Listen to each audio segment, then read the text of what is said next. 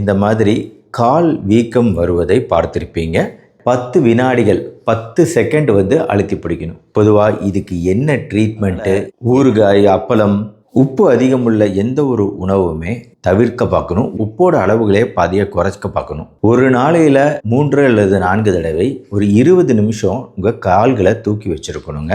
இதய லெவல்லேருந்து ஒரு 6 இன்ச்சாவது மேலே இருக்க மாதிரி உங்கள் கால்களை தூக்கி வச்சுக்கிறது ரொம்ப ரொம்ப அவசியம். கெண்டை கால்கள் இருக்குது பார்த்தீங்களா, அதை 2வது இதயம் அப்படின்னு சொல்லுவோம். அப்போது இந்த மாதிரி வீக்கம்லாம் ஏற்படுது அப்படின்னா அந்த கெண்டைக்கால் தசைகளுக்கு சரியான பயிற்சி இல்லைன்னு அர்த்தம். அப்போ காஃப் ரைசஸ் அப்படின்னு சொல்லக்கூடிய நம்ம கெண்டைக்கால் தசைகளை நம்ம ஆக்டிவேட் பண்ணுற மாதிரி நம்ம கால்களையே இப்படி தூக்கி தூக்கி கீழே கொண்டு வரது அப்படிங்கிறது மிக மிக அவசியமான ஒரு பயிற்சி. உங்களோட கண்டிஷனை பொறுத்து நம்ம கம்ப்ரெஷன் ஸ்டாக்கிங் யூஸ். எல்லாருக்கும் வணக்கம், நான் உங்கள் டாக்டர் கார்த்திகேயன். உங்களில் நிறைய பேர் இந்த மாதிரி கால் வீக்கம் வருவதை பார்த்திருப்பீங்க. 2 கால்களையுமே இந்த மாதிரி வீக்கம் வந்திருக்கலாம். இந்த மாதிரி கால் வீக்கம் வரும்போது அதை 2 வகைப்படுத்துவோங்க. பள்ளம் விழும் வீக்கம், பள்ளம் விழாத வீக்கம், இல்ல குழி விழும் வீக்கம், இல்ல குழி விழாத வீக்கம், 2 வகைப்படுத்துவோம். பொதுவாக இதுக்கு என்ன ட்ரீட்மெண்ட்டு, என்னென்ன காரணிகள் இருக்கலாம், எப்படி ட்ரீட்மெண்ட் செஞ்சுக்கிட்டே இந்த கால் வீக்கம் ஏற்படாமல் நம்மளை பாதுகாத்துக்கலாம் போன்ற விஷயங்களை நான் உங்களுக்கு இன்னைக்கு சொல்லித்தர போகிறேங்க. முதல் முக்கியமான விஷயம், ஃபஸ்ட்டு சொன்ன பார்த்தீங்களா, குழி விழும் குழி விழாத, அதை நம்ம எப்படி டெஸ்ட் பண்ணி பார்க்கணுங்க. நாம் ரிலாக்ஸாக உட்காந்துக்கிட்டு நம்ம கையோட கட்டை விரலை வச்சு எப்படி வீடியோட ஆரம்பத்தில் நான் காமிச்சிருக்கிறேனோ, இல்லை இப்போ நீங்கள் படத்தில் பார்க்குற மாதிரி கால் பாதத்தோட மேல் புறத்தில் அந்த வீக்கத்தோட நடுப்பகுதியில் கைகளை வச்சு அழுத்தணுங்க. அப்படி கைகளை வச்சு நம்ம ப்ரெஷர் கொடுக்கணும். எவ்வளோ நேரம் அழுத்தி பிடிக்கணுங்க? 10 வினாடிகள் 10 செகண்ட் அழுத்தி பிடிக்கணும். அழுத்தி பிடிச்சிட்டு எடுத்துட்டோம் அப்படின்னா அந்த இடத்துல பள்ளம் இல்லை குழி நீண்ட நேரம் அப்படியே இருக்குது அப்படின்னா அது குழி விழும் வீக்கம். இதுக்கு பல காரணிகள் இருக்குது. அதே சமயம் பள்ளம் விழாமல் இவ்வளோ பெரிய வீக்கம் இருக்குது அப்படின்னாலும் அதுக்கும் நிறைய காரணங்கள் இருக்குது. பொதுவாக இந்த வீக்கம் அப்படிங்கிறது சாயந்தர நேரத்தில் ரொம்ப அதிகமாக இருக்கும், காலை நேரத்தில் ரொம்ப குறைவாக இருக்கும். ஆக உங்களுக்கு புரிஞ்சிருக்கும், நம்ம படுத்திருக்கும்போது தூங்கும்போது இந்த வீக்கம் அப்படிங்கிறது கொஞ்சம் வடியுது. ஆனால் மறுபடியும் நாள் பூரா நம்ம வேலை நிமித்தமாக நடக்கிறோம், உட்கார்றோம் அப்படின்னு ஆகும்போது மீண்டும் அந்த வீக்கம் வந்துடுது. அது கொஞ்சம் கொஞ்சமாக அதிகமாகி சாயந்தர நேரத்தில் ரொம்ப அதிகமாக தெரியுது. பொதுவாக குழி விழும் இந்த வீக்கம் என்ன சொல்லுது அப்படின்னா, நம்ம இதயத்தில் கோளாறு இருக்கலாம், நம்ம கல்லீரலில் கோளாறு இருக்கலாம், சிறுநீரகத்தில் கோளாறு இருக்கலாம் அப்படின்னு சொல்லுது. அதனால் வீக்கத்தோடு சேர்ந்து மூச்சு விடக்கூடிய தொந்தரவு இருக்குது, ரொம்ப மூச்சு வாங்குது அப்படின்னா இதே சம்மந்தப்பட்ட பிரச்சனைகள் இருக்கா அப்படிங்கிறத நம்ம கண்டிப்பாக டாக்டரை வச்சு தான் பார்க்கணும்.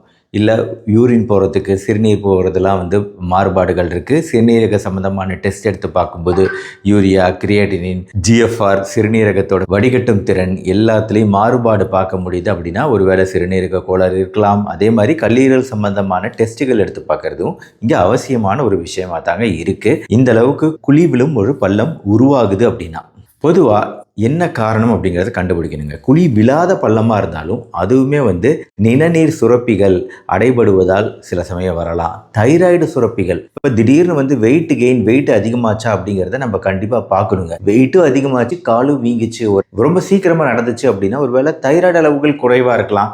ஆக நம்ம தைராய்டு பிரச்சனையா, நிணநீர் சுரப்பி பிரச்சனையா, இதயமா, கல்லீரலா, சிறுநீரகமா அப்படிங்கிறதையும் கண்டுபிடிக்கிறது அவசியம். அதை ட்ரீட்மெண்ட் பண்ணிட்டே நம்ம சில ப்ரிகாஷன்ஸ் வீட்டிலேயே செய்யக்கூடிய சில விஷயங்களை நம்ம செய்யணுங்க. இதை அதிகமாகாமல் தடுக்கிறதுக்கு என்னென்ன விஷயங்கள் செய்யணும்?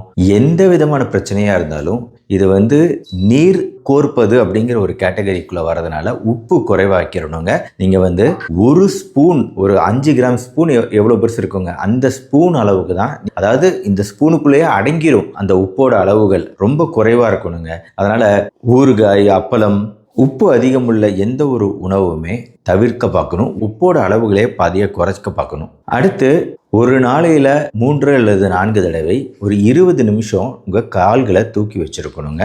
இதய லெவல்லேருந்து ஒரு 6 இன்ச்சாவது மேலே இருக்க மாதிரி உங்கள் கால்களை தூக்கி வச்சுக்கிறது ரொம்ப ரொம்ப அவசியங்க. 3வது முக்கியமான விஷயம், உங்கள் கால்கள், கெண்டை கால்கள் இருக்குது பார்த்தீங்களா, அதை 2வது இதயம் அப்படின்னு சொல்லுவோம். அந்த காஃப் மசில், அந்த கெண்டைக்கால் தசைகள் இயற்கையாகவே அது அழுத்தம் கொடுக்கறதுனால நம்ம உடலில் ரத்த ஓட்டம் நல்லா நடக்கும். குறிப்பாக கால் பகுதியில் இருக்க ரத்தம்லாம் மேல் நோக்கி அனுப்பும் அப்படிங்கிற ஒரு காரணத்துக்காக தான் அந்த கெண்டைக்கால் தசைகளை இரண்டாவது இதயம் அப்படின்னு சொல்கிறோம்.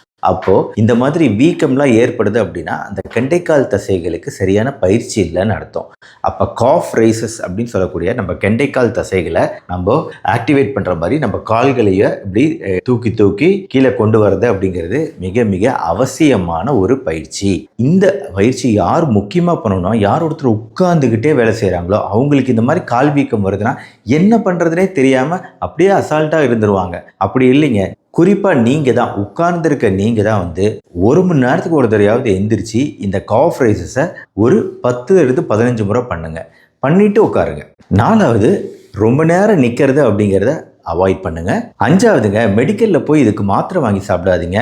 இந்த வீக்கத்தை குறைக்கிறதுக்கு இம்மீடியட்டாக குறைக்கிறதுக்கு மாத்திரை இருக்குது. அதான் இதில் பிரச்சனையே. இந்த டயூரிட்டிக் மாத்திரையை நீங்களாக வந்து வாங்காதீங்க. இது நிறைய பேர்கிட்ட இருக்கக்கூடிய ஒரு கெட்ட பழக்கம். ஒரு கால் வீக்கத்துக்கு கூட டயூரிட்டிக் மாத்திரையை கொடுத்து இம்மீடியட்டாக அந்த கால் வீக்கம் போன உடனே ஓகே நாமளே போய் வாங்கிக்கலாம்னு சொல்லிட்டு மெடிக்கல்லையே வந்து தொடர்ந்து மருத்துவம் பார்க்குறவங்க எத்தனையோ பேர் இருப்பாங்க. அவங்களுக்குலாம் ஒரு அபாயமணி எச்சரிக்கை என்ன அப்படின்னா, ஒரு நெருப்பு ஒரு இடத்துல பற்றிக்கிச்சு அப்படின்னா பயங்கரமாக தீ கொழுந்து விட்டு எரியுது. அப்போ வந்து தீ அபாயமணி ஒலிக்குது. அப்போ அபாயமணி ஒலிச்ச உடனே அங்கே தீ படுத்தி இருக்கு அப்படின்னு நம்மளுக்கு தெரியுது. உடனே நம்ம அந்த தீ அபாயமணியை அழுத்தி அந்த மணி ஆஃப் பண்ணிட்டோம் அப்படின்னா தீ எரியறது நிற்குமாங்க? நிற்காது. அந்த மாதிரி இந்த கால் வீக்கம், 2 கால்கள் வீக்கம் அப்படிங்கிறது ஒரு அபாய அறிகுறி, உங்கள் உடம்பு சொல்லக்கூடிய ஒரு அறிகுறி. இந்த அறிகுறியை உதாசீனப்படுத்திட்டு அந்த மணியை மட்டும் ஆஃப் பண்ணி வைக்கிற மாதிரி நீங்கள் அந்த வீக்கத்தை மட்டும் குறைக்கிறதுக்கு மாத்திரையை சாப்பிட்டீங்க அப்படின்னா உடம்புக்குள்ளே எரிஞ்சிக்கிட்டு இருக்க தீயை உங்களால் அணைக்க முடியாது. உடம்புக்குள்ளே என்ன காரணத்தினால இந்த வீக்கம் வந்துச்சு அப்படிங்கிறது உங்களால் கண்டுபிடிக்காம முடியாமல் போகிறது மட்டும் இல்லாமல் நீங்கள் கடைசி கட்டத்தில் ஆஸ்பத்திரிக்கு போகிற மாதிரி ஆகிடும். அது மாதிரி பண்ணிடாதீங்க. அதே மாதிரி இன்னும் சில பேர் வந்து நிறைய தண்ணீர் குடிச்சு நான் இதை குறைச்சிக்கலாம் அப்படின்னு நினைப்பீங்க. அதுவும் தப்பு. குறிப்பாக சிறுநீரக பிரச்சனை இருக்குது அப்படின்னா தண்ணீரோட அளவுகளை குறைக்க வேண்டிய தேவை ஏற்படலாம். அடுத்த முக்கியமான விஷயங்க, நம்ம இந்த மாதிரி கால்கள் வீங்கி இருக்கும்போது மேலே இருக்க தோள்கள் ரொம்ப வறண்டு போகும். சில சமயம் எளிதாக புண்கள் வரலாம். அப்படி வரக்கூடிய புண்கள் நீண்ட நாட்கள் ஆறாத புண்ணாகவும் மாறக்கூடிய வாய்ப்பு இருக்குங்கிறதுனால அதுக்கு தோலுக்கு மாய்ஸ்சரைசர் போடுறது, எண்ணெய் ஏதாவது அப்ளை பண்ணுறது முக்கியம். புண்ணு வராமல் பார்த்துக்கிறது முக்கியம். பிபி அளவுகள் கண்ட்ரோலில் இருக்கணும், வெயிட் சரியாக இருக்கணும்.